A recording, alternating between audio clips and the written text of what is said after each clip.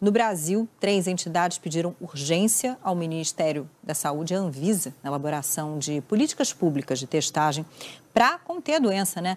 O Ministério da Saúde já tinha anunciado que ia pedir à Anvisa a liberação dos autotestes, que já são usados em outros países, mas o ministro Marcelo Queiroga disse que uma política pública de testagem é difícil nesse momento e que a ideia é que as pessoas tenham acesso a esses testes nas farmácias.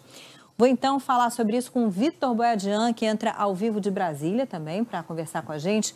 Vitor, boa noite para você. Olha só, tem uma distância grande, né, entre o pedido dessas entidades e essas pretensões aí do Ministério da Saúde. Aí depois desse pedido, o governo já se manifestou? Qual é a situação?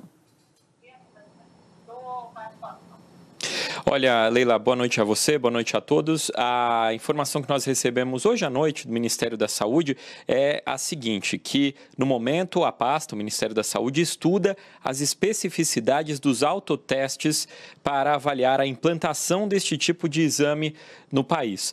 Há ainda uma expectativa de que já na quarta-feira algum material já seja enviado pelo Ministério da Saúde à Agência Nacional de Vigilância Sanitária, nesse sentido de abastecer a Anvisa com o material necessário para uma eventual aprovação desses autotestes aqui no Brasil, que seria, do ponto de vista de testes de Covid, algo inédito. E, de fato, as pressões de entidades vão aumentando para que isso passe a ser uma realidade aqui no país.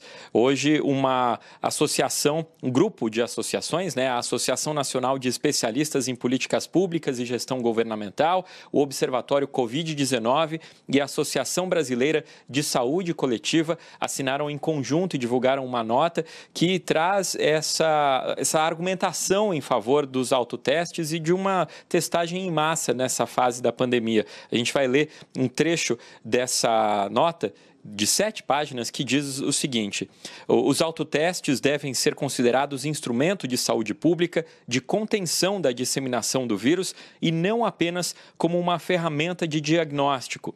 Diz ainda a nota que é preciso orientar claramente as pessoas sobre qual conduta a adotar em caso de teste positivo nos autotestes, caso essa política pública seja adotada pelo governo. E depois a nota traz uma série de países que já estão utilizando com sucesso os autotestes, fala Estados Unidos, Argentina, Reino Unido, Israel, Singapura, França e Alemanha, e diz que, com base nas experiências desses outros países e de outras doenças, os benefícios da liberação do autoteste são significativamente maiores do que esses eventuais riscos.